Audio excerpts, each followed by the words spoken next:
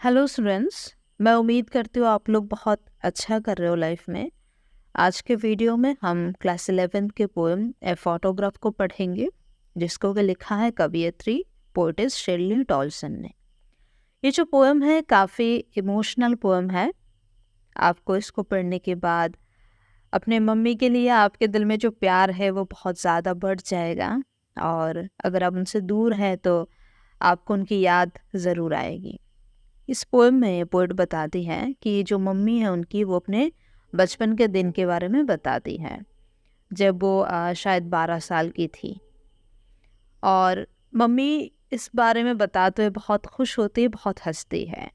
और आज 12 साल बाद जब मम्मी की डेथ हो गई है, उनकी माँ की डेथ हो गई है, तो वो बताती हैं कि मम्मी के लिए पास्ट था कि उनके बचपन का दिन, उनके बचपन के खुशहाल दिन, और आज मेरे लिए पास्ट है उनके बचपन के दिन के बारे में बताते हुए जो हंसना उनका था वो। तो काफ़ी डीप पोएम है और बहुत ही मन लगाकर अगर हम बहुत अच्छे से इसको पढ़ेंगे तो समझेंगे भी, और एग्ज़ाम में मार्क्स भी बिल्कुल कटेंगे नहीं। ओके, तो शुरू करते हैं। द कार्डबोर्ड शोज में हाउ इट वाज, यानी जो एक कार्डबोर्ड है वो दिखाता है कि चीज़ें कैसी थी।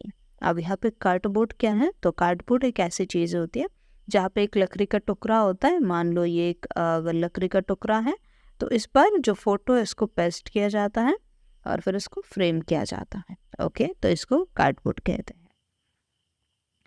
तो दिन कैसे थे जो कार्डबोर्ड में है? दिन कैसे थे? वो कैसे थे? When the two girl cousins went paddling, जब दो गर्ल कजिन्स कहाँ गए थे? पैडलिंग के लिए गए थे। पैडलिंग मतलब समुंदर में जाना। तो पैडलिंग हम कह सकते हैं समुंदर में जो समुंदर में यानी बीच में हल्के हल्के पानी में जो बीच में जो वर्क होती है, बीच वर्क, उसको कहते हैं पैडलिंग। तो दो गर्ल कजिन कहाँ गई है? पैडलिंग के लिए गए हैं। Each one holding one of my mother's hands, और दोनों ने मेरी जो माँ है, माँ के हाथ पकड़ के रखे हैं। दोनों मेरी माँ के हाथ पकड़े हुए हैं। And she the big girl some 12 years और सो, और मम्मी जो यहाँ पे सबसे बिग गर्ल है, सबसे बड़ी हैं, और उनकी उम्र कितनी होगी? लगभग 12 साल के आसपास। All three stood still to smile through their hair, all three stood still to smile through their hair at the uncle with the camera. और जो तीनों हैं वो बहुत ही शांत होकर, स्टील होकर खड़े हैं, स्माइल कर रहे हैं। थ्रू द हेयर माने जब हमारे फेस पे हेयर आ जाती है, यानी जुल्फ़े अगर हमारे चेहरे के सामने आ जाए और हम अगर जुल्फ़े अगर फेस पे है तभी हंस रहे हैं, तो हम बालों के थ्रू हंस रहे हैं, तो स्माइल थ्रू देयर हेयर। तो हो सकता है वहाँ पे बीच में हवा काफ़ी चल रहा होगा, उनके बाल जो है चेहरे पे आ गए होंगे और वो मुस्कुरा रहे हैं।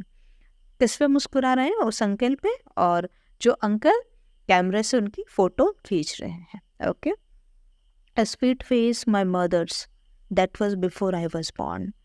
और पोएट बताते हैं कि मम्मी का जो फेस वहाँ पे था बहुत ही स्वीट था, एक बहुत ही स्वीट सा फेस, जब मैं पैदा भी नहीं हुई थी। And the sea, which appears to have changed less, watched their terribly transient fate। और वो समुंदर, यानी अभी वो फोटो की ओर देखते हुए बताती हैं कि वो समुंदर जो अभी भी शायद उतना बदला नहीं है, वो क्या कर रहा था? जो तीनों जो कजिन्स थे, मेरे मम्मी थे और मेरे जो दो आंट होंगी मम्मी की कजिन है, उन दोनों के जो टेरिबली ट्रांजिएंट माने होता है बहुत ही टेम्पररी, कम वक्त के लिए। ओके, तो टेम्पररी माने होता है ट्रांजिएंट। तो ट्रांजिएंट फिट, टेम्पररी फिट, यानी इसका ये मतलब बैठता है कि ये जो सी है, बता रहे हैं कि सी चेंज्ड लेस, माने सी जो है, समुंदर जो है वो ज़्यादा बदला नहीं है, लेकिन जो फिट है उनके, वो फिट क्या हुआ? बदल जाता है। यानी बचपन में फिट एक तरीके के होते हैं, फिर जब हम जवान होते, बूढ़े होते, तो हमारे जो शरीर का गठन है वो बदलने लगता है। यानी हमारा जो शरीर है वो बहुत ही ज़्यादा टेम्पररी है, कम वक्त के लिए, और हमारा जो ज़िंदगी है, इंसानी लाइफ जो है, ह्यूमन लाइफ, वो भी काफ़ी कम वक्त के लिए है। तो यहाँ पे ये एक कंपैरिजन के तौर पे आप ले सकते हैं कि जो सी है, सी काफ़ी कम बदलता है, यानी इमोर्टल है अगर सी, लेकिन हम जो इंसान है, हम क्या है? मोर्टल है। ओके, अब बताते हैं सम 20-30 ईयर्स लेटर, यानी करीब करीब शायद 20 या 30 साल बाद, she would laughed at the snapshot. Mummy जो है वो स्नैपशॉट यानी वो जो फोटोग्राफ है उसको देखकर काफ़ी हंसती थी। सी बेटी and Dolly she would say, तो मैंने बेटी को देखो और डॉली को देखो, तो अब पता चल रहा है जो दो कजिन्स हैं मम्मी के उनके नाम क्या है, पहला नाम है बेटी और दूसरा नाम है Dolly. She would say and look how they dressed us for the beach, और देखो हम कैसे बीच के लिए तैयार हुए हैं, उन्होंने कैसे हमें बीच के लिए तैयार किया है, बीच के लिए कैसे ड्रेसेस पहनाए हैं। The C holiday was her past, और वो जो सी हॉलीडे था, यानी सी हॉलीडे माने क्या है, सी के पास, सी में वो लोग हॉलीडे मनाने गए तो that was sea holiday.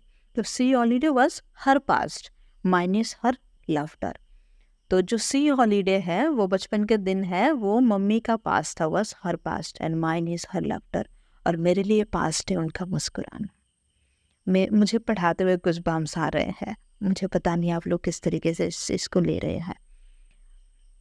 Both wry with the laboured ease of loss, और हम दोनों ने उन चीज़ों को खोया है जो हमने बहुत मुश्किल से पाए थे, यानी बचपन के दिन बहुत ही सुहाने होते हैं, बहुत ही खुशहाल होते हैं, और जब वो एक बार चले जाते हैं तो हमें लगता है कितने सुहाने थे, कितने अच्छे थे।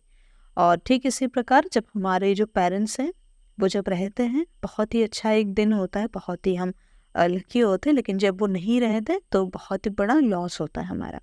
तो वो तो wry with the laboured ease of loss, तो लेवर्ड ईज ऑफ लॉस यानी लेवर्ड माने मुश्किल से जो हमारी खुशहाल दिन थे उसका जो लॉस हो गया उसको हमने वक्त के साथ साथ एक्सेप्ट करना शुरू कर दिया था, हमने एक्सेप्ट करने की कोशिश की थी। ओके, अब लास्ट स्टेंजा में जो पोएटेस है वो बताती है, now she has been dead nearly as many years as that girl lived, यानी अभी मम्मी के गुजरे हुए, मम्मी के डेथ होते हुए उतने साल हो गए जितने साल की वो इस फोटो में लग रही है, यानी 12 साल हो गए उनके डेथ को। Okay, and and of this circumstances there is nothing to say at all, its silences. और कहते हैं कि इस दौरान ये जो सर्कमस्टेंसेस है, ये जो सिचुएशंस हैं, यहाँ पे कहने के लिए मेरे पास कुछ नहीं है, बस अगर कुछ है तो वो है शांति, और बहुत ज़्यादा शांति, यानी वो स्पीचलेस हैं, वो बहुत ज़्यादा इमोशनल हैं, अब उनके पास कहने के लिए कुछ बचा नहीं है, तो वहाँ पे बस शांति है और कुछ नहीं है। तो यही है, जब हमारे जो पेरेंट्स हैं वो अगर नहीं रहेंगे कभी, तो या फिर ये चीज़ शायद वो लोग ज़्यादा फील कर सकते हैं जिनके पेरेंट्स नहीं हैं, या फिर फादर या मदर में से कोई भी एक नहीं है, तो इस चीज़ को शायद वो लोग बहुत और प्रैक्टिकल तरीके से फील कर सकते हैं।